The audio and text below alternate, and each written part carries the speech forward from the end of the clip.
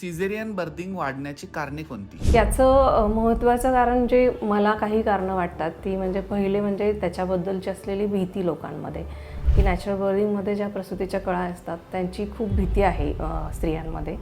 दुसरं म्हणजे दुसऱ्यांचे अनुभव ऐकून किंवा तुमचाही आधीच्या प्रसूतीमधला जो अनुभव असतो तो चांगला नसेल तर तुम्ही जनरली प्रिफर करता की नॅचरल नको बाबा, मी आता सिझेरियन सेक्शनला जाते.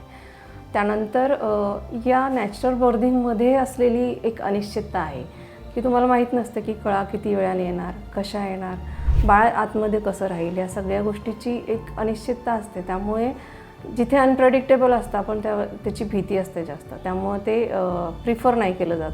आणि कधीकधी डॉक्टरांचाच सल्ला असतो की सिझेरियन सेक्शन हे तुमच्यासाठी योग्य आहे. अशी अनेक कारणं असू शकतात. तुम्हाला यातलं कोणतं कारण वाटतं की हे आहे, ह्याच्यामुळे प्रमाण वाढले, हे तुम्हीच विचार करून कमेंटमध्ये शेअर केलं तरी चालेल.